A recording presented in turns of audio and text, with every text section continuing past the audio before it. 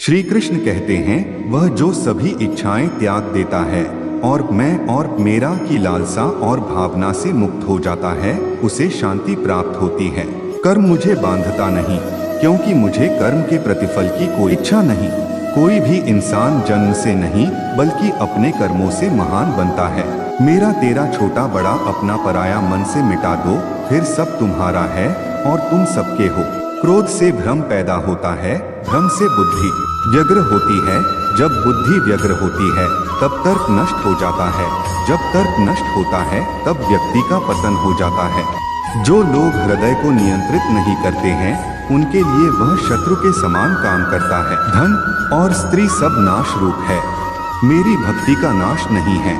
फल की लालसा छोड़कर कर्म करने वाला पुरुष ही अपने जीवन को सफल बनाता है। जिस प्रकार मनुष्य पुराने कपड़ों को त्याग कर नए कपड़े धारण करता है, उसी प्रकार आत्मा पुराने तथा व्यर्थ के शरीरों को त्याग कर नया भौतिक शरीर धारण करता है। जो दान कर्तव्य समझकर बिना किसी संकोच के किसी जरूरतमंद व्यक्ति को दिया जाए, वह सात्विक माना जाता है। मानव कल्याण ही भगवत गीता का प्रमुख उद्देश्य है, इसलिए मनुष्य को अपने कर्तव्यों का पालन करते समय मानव कल्याण को प्राथमिकता देना चाहिए।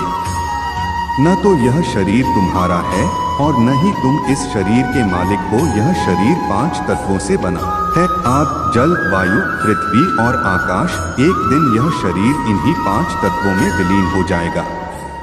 श्री कृष्ण कहते हैं, तुम्हारा क्या गया जो तुम रोते हो? तुम क्या लाए थे जो तुमने खो दिया?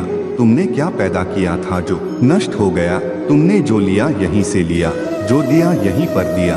जो आज तुम्हारा है कल किसी और का होगा, क्योंकि परिवर्तन ही संसार का नियम है। समय से पहले और भाग्य से अधिक कभी किसी को कुछ नहीं मिलता है। वह व्यक्ति जो अपनी मृत्यु के समय मुझे याद करते हुए अपना शरीर त्यागता है, वह मेरे धाम को प्राप्त होता है और इसमें कोई संशय नहीं है। अपने आप को भगवान के प्रति समर्पित कर दो, यही सबसे बड़ा सहारा है। जो कोई भी इस सहारे को पहचान गया है, वह डर, चिंता और दुखों से आजाद रहता है। धरती पर जिस प्रकार मौसम में बदलाव आता है, उसी प्रकार जीवन में भी सुख आता जाता रहता है। सदैव संदेह करने वाले व्यक्ति के लिए प्रसन्नता न इस लोक में है और न ही परलोक में। श्री कृष्ण कहते हैं, अपने परम भक्तों जो हमेशा मेरा स्मरण या एक चित्त मन से मेरा पूजन करते हैं, मैं व्यक्तिगत रूप से उनके कल्याण का उत्तरदायित्व लेता हूँ।